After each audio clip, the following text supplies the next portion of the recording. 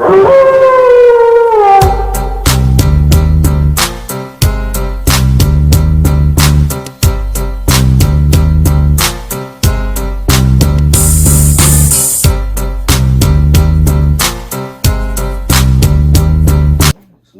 up?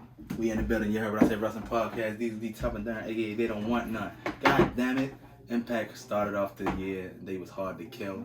Damn it. They ain't giving up. There's no surrender. They gonna hang with the big boys. And that's what we had. It was Impact's No Surrender special. Yes, sir.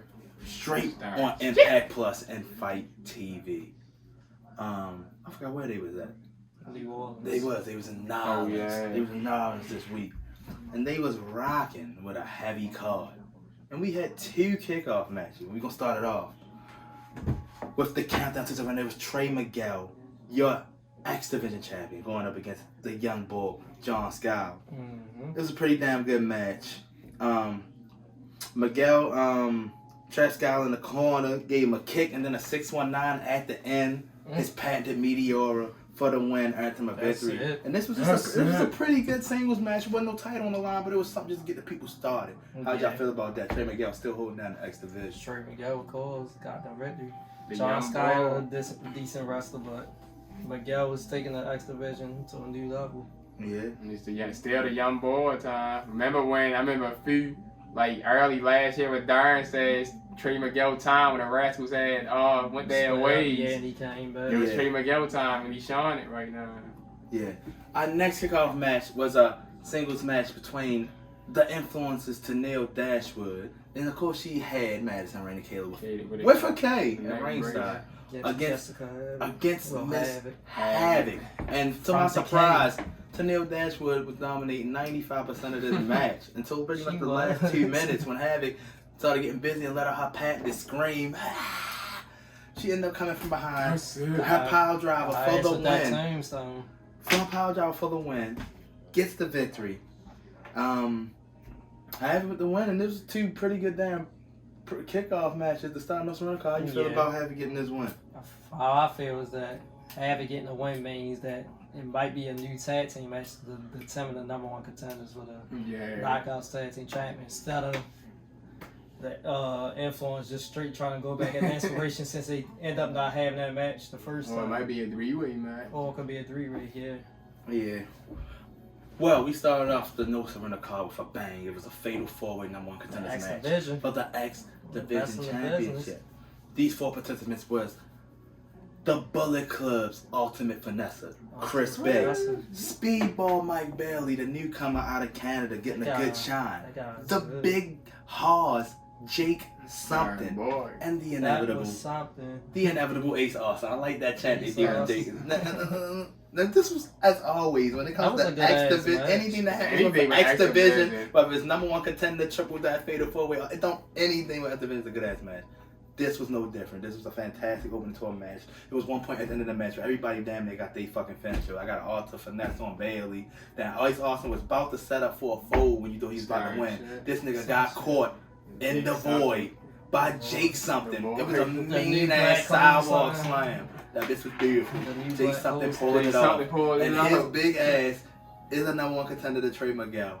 I think it'll be a good ass match, but I still think Trey Miguel will put it off. How y'all feel about it? What did I say about a couple months ago? Jake something is time to get his shine. Breakaway. Then he get the time to break away by himself. He be getting working. That was a good ass match. Everybody got that shine, man. It's an exhibition match. Yeah, this was good. That was a good ass match.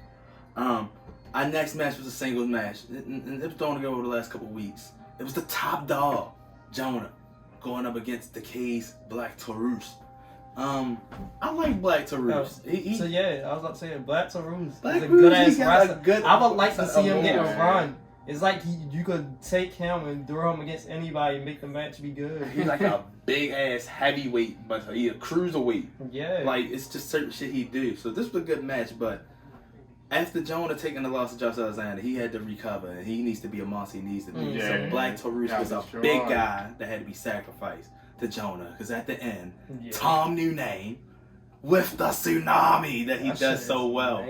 That tsunami is one of the meanest matches in the game. He gets the win over Black Taurus. How did y'all feel about that?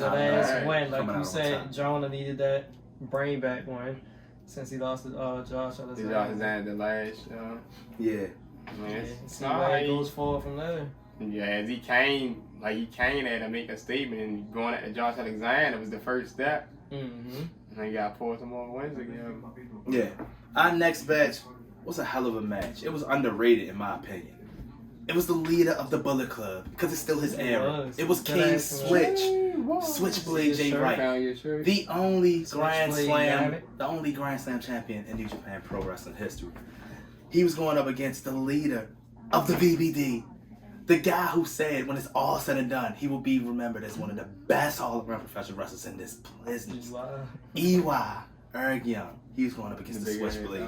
This was a good match. At the end, they kept trying to reverse each other finishes. He reversing Blade Runners. He reversing pile drivers. And at the end, a half suplex by Jay White. Eric Young gets up, walks right into a Switchblade. Jay White gets the double. And god damn it, this is still his era. It was a good match, but EY, you won winning this match, baby. I like the match he came out with, that devil match. That bitch was hot. It was. But first time ever, good ass match. First time ever fighting. Two leaders of two clubs. Yeah. Two leads of two clubs. Jay White, one of the best in the world. EY still one of the best. You got two good ass right. Jay White pulled out the it makes sense for Jay White to win. He's been everywhere. He's back and forth between AEW. He still has regular matches on his happy promotion. So it's like he has to get this win because there's no need him coming to every promotion. The same thing Kenny was doing unless he's winning these matches. And still his error. His reputation speaks for itself. It's a reputation you gotta let him win. Because that opened up doors for the rest of your people to want to beat a guy with this reputation. Right. So I like this. But our next match, it was Deonna Purrazzo's Open Championship Challenge. She is the Reina del Reina champion of Triple I. She's the Ring of Honor World Champion. And she had a challenge from the person in the Ring of Honor finals that went up against Roxy, Miranda Alizé. And Shorty came out there ready to get some burn on. Luchador. But what always seems to happen against the virtual but the double champion, when you let her get that Fujiwara armbar in, it's usually over because she's gonna find a way to get the second one. Yeah. And it's all she wrote. The Venus Del Milo gets in, it's over. Mm-hmm. Still your double champion, Deonna Purrazzo. And I guess we just gonna wait for the next Open Challenge. She still dominates. She might think got Impact title, but she's still two belts virtuosa, man. Mm-hmm. I like it. Next, I guess you could say he's always ready because it was your digital media champion, Matt Cardona, giving Jordan Grace her rematch after he hit her ass with a chair and stole the digital media championship for her. Try it. You had to hit a lady with a chair. I mean, my man said he needed a championship. Let's not forget he's the brand new NWA World Championship as well. Yeah. So he been stealing titles left and right from promotions. Yeah. So I mean, say thank you, Vince. I mean, this was a more aggressive Matt Cardona. He ain't give a fuck. But Gordon Grace was out that bitch trying to fuck him up. So she got disqualified. And she got herself disqualified. And I'm pretty sure there's gonna be another match because Matt Cardona been on some shit lately. But how y'all feel about this match? No, what's his name on commentary? Acting like Corey Graves or Kane going for the hell. Matthew Ray Wall. Clearly see what the hell Cardona was doing the whole time. They gonna say Jordan Graves. I mean, it was a good match. Matt Cardona was like really fucking her up though, like she was her man too. Yeah. Like the boot in the corner, you really kick the shit out of him. Then like suplexing in the to the hardest part of the ring in the corner. Match. But to me, look how it went with Cardona. This man went from a triple direct for the world title, fighting Jordan Grace, and stealing the digital championship. But it looked like it's all for a plan. It looked like he's trying to get a title shot against John Gresham, her husband. John Gresham, her husband, for the ROH world title. Yeah. That's what it's looking like. All right, now buckle up, ladies and gentlemen. No, you done? Buckle, ladies and gentlemen, because these next 4 matches is what's defined. No surrender. This next match was for the Impact Tag Team Championships. Like, damn it, it was the Bullet Club versus Bullet Club. And you know when you join Bullet Club, it's for life unless you get thrown out. God damn it, it was your Impact Tag Team Champions. Daddy Dangley, the Machine Gun Carl Anderson, the Good Brothers.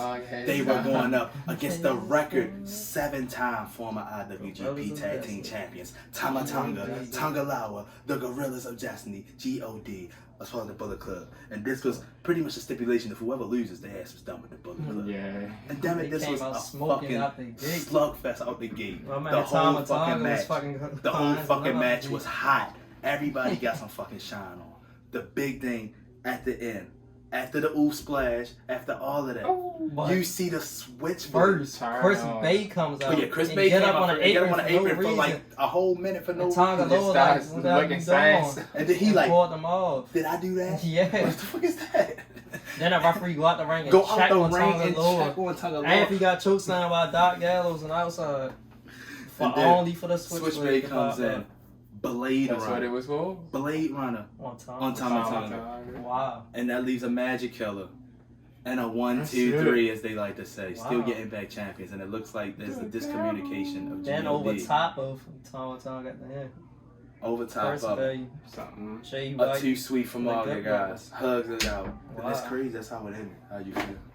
Crazy. So, did Jay White turn on the Bullet Club? Was they revamping? Turn. Is the Gorillas of Destiny's really out? I don't know. We gonna have to or see. A couple then with Jay White going everywhere from AEW. Is this the elite?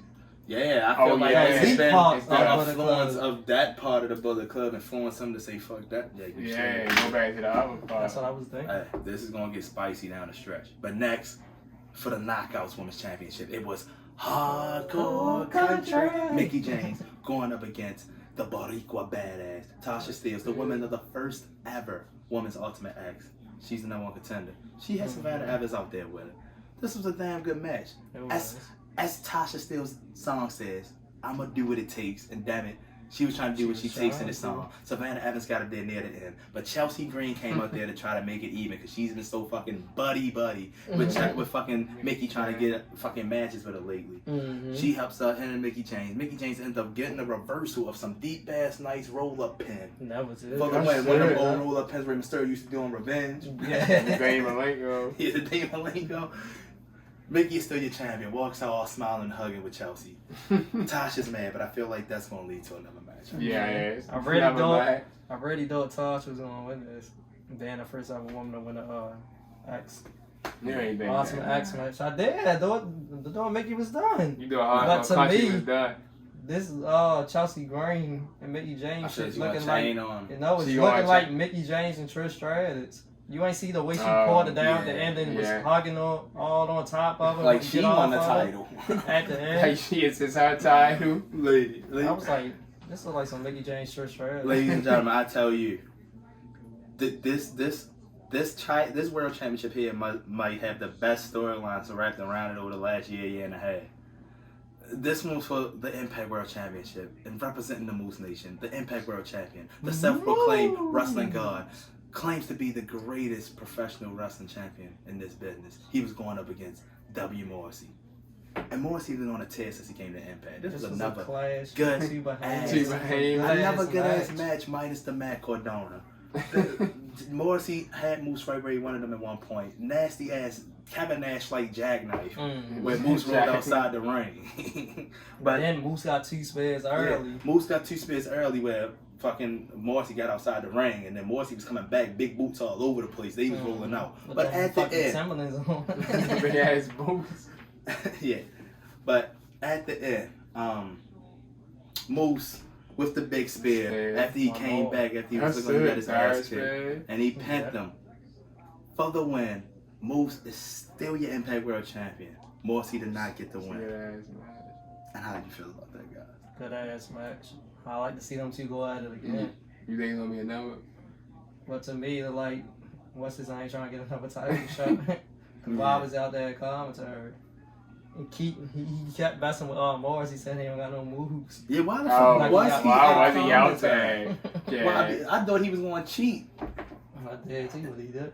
I didn't know what reason why he had to cheat. You can't, if none of you and none of your niggas can't be Morris, he wouldn't fight you guys with moves. He the most professional wrestler.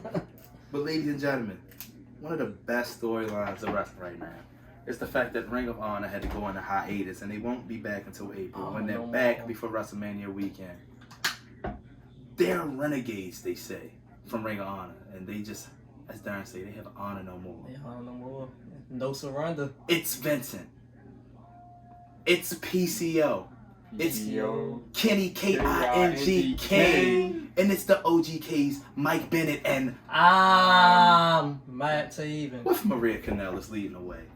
They call themselves Honor No More, and this was a match. It's been brewing for weeks against Team Impact. Now, Team Impact had different incarnations. It started off as looking like it was just going to be the team against BBD and the Good Brothers, but then Heath backed out, and Rhino backed out, and then we had Rich Swann, Chris Sabin, Josh Alexander, Eddie Edwards, and I forgot at one point. But at one point Willie Mack and Heath wasn't in it. And then out of nowhere, Jonathan Gresham got in. Yeah, Josh Alexander was mad. He wasn't getting his title shot, so he got suspended. The whole situation was got him more. So Gresham took his spot. So as we hit into the pay-per-view, Gresham gets hurt. And Macklin says, "Let me in." And right when we get in the pay-per-view, we see Eddie Edwards lay face down on the floor. Oh, he's hurt. So, who steps back in? Willie Mack. So this was a damn good match. When I tell you this was a 30-minute 5-4, and everybody got work. Yes. But at the end, Eddie Edwards comes out at the end when it looks like everything's all good. Right here, you have fucking. Who was in the ring? Maria was in the ring. And Rhino was about to give her ass a goal. Eddie Edwards was pulling her like she was going.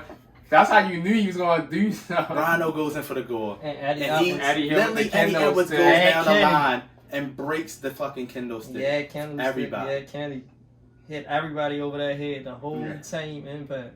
And Kenny King just called in the ring, finished off a pin. I don't want to forget the spot where I had 4 consecutive high-flying moves in a row. From fucking Rich Swann for fucking Kenny King. Matt Taven got one of the best scores I've ever seen. It was over the top ropes. But at the end, you seen the betrayal of Eddie Edwards joining Honor No More, turning on Team Impact. And Impact got some shit going for him. He back with his original crew. But Eddie Edwards supposed to be Mr. Impact Wrestling for like the last couple of years. He back with his original ROH I know he started in ROH with Mr. Impact. With the Wolves.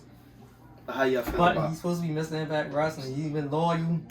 He's been basically fighting all the Impact Wrestling's battles every time. Anytime somebody new come in, he was fighting them. Oh yeah, Kenny Omega. It's whoever else. He even had the team with Sammy Callahan. Now he turned on them and went with Honor No More. Wow. They controlling Impact right now, doing whatever they want. They didn't surrender, no surrender. It's just gonna be beautiful to see how all this time Impact getting work in. Ring of Honor about to return, so getting to come in. They got the Bullet Club, got to come in. You got to see Gorillas of Destiny, Jay White. I'm glad to see all of them. How did y'all feel about this? Was No Surrender better? It was way better. It was 2 times better than the Elimination Chamber. Before I even got to this was one of Impact best pay-per-views in last year. Hey, Impact's been on a fucking roll. I hope they keep it going because they got something going on March 5th. We also have AEW's Revolution, and we ain't talking about no more fucking WWE until that WrestleMania come up. It's supposed to be stupendous. Stupendous. This is the IRS Head Wrestling Podcast. These dudes haven't died here on one night. This is Impact's No Surrender review. Damn, it was good, and we gone. That's how you put together a pay-per-view.